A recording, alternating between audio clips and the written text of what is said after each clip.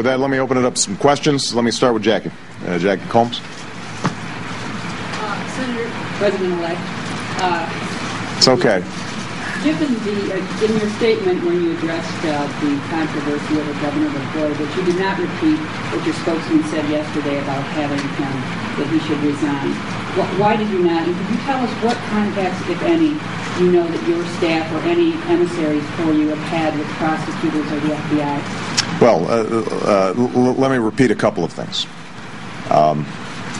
Number one, I think like most of the people of Illinois, I was appalled and disappointed by what we heard in those transcripts. And, you know, here in Illinois, as is true, I think, across the country, there is a tradition of public service where people are getting in it for the right reasons and to serve. But there's also a tradition where people view politics as a business.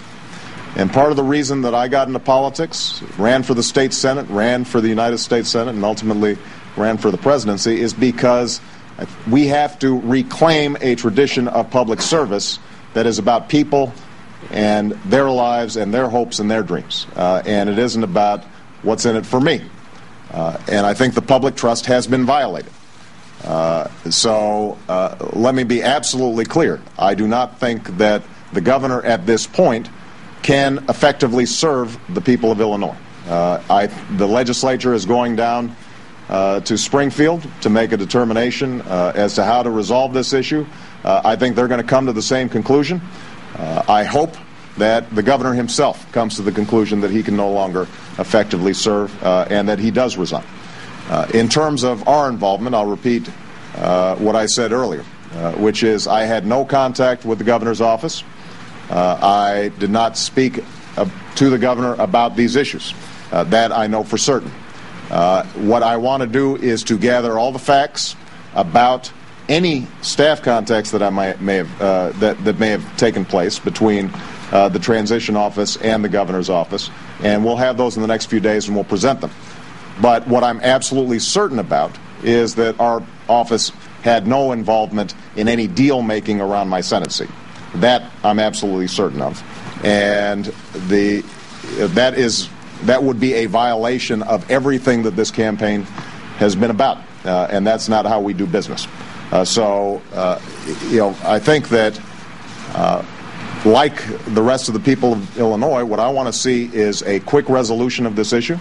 I want to make sure that the next senator from the state of Illinois is carrying a forward tradition of service, that the next senator from Illinois is not tainted by what has taken place so far. I want to make sure that the next senator of Illinois is focused on health care, jobs, and all the struggles that the families of this state are going through. Okay? Phil Elliott, AP. Thank you, Mr. President. Yeah. Thank you. Have you or anyone in your transition or campaign been interviewed as it relates to the criminal complaint? And who is the transition advisor referenced in the complaint? I have not been contacted by any federal officials. And we have not been interviewed by them.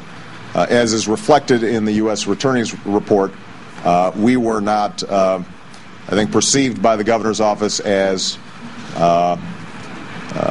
amenable to any deal making. I won't quote back some of the things that were said about me.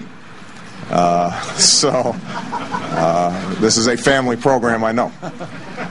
So beyond that, I'm not really certain where the investigation is going forward. I'll leave Mr. Fitzgerald to address those issues. Okay? Mike Flannery, CBS. President-elect, can you shed any light on how it was that the governor got the impression that neither you nor Ms. Jarrett nor any of the people from your office were willing to play ball, and why he said those unrepeatable things about you and your staff? And two-parter. We have the immediate former governor still moldering in the federal prison there in Terre Haute. What's wrong with politics in Illinois? Well, first of all, I can't presume to know what was in the mind of the governor during this process. So I won't even speculate on that. All I can do is read what was in the transcripts, like the rest of you have read it, and shake my head. Now, with respect to Illinois, look, as I said, I think in Illinois, as is true in American politics generally, there are two views of politics. There's a view of politics that says you go in this for sacrifice and public service, and then there's a view of politics that says that this is a business, and you're wheeling and dealing, and what's in it for me? And there are, one thing I want to make sure everybody is mindful of, there are extraordinary traditions of public service coming out of Illinois, even after Abraham Lincoln.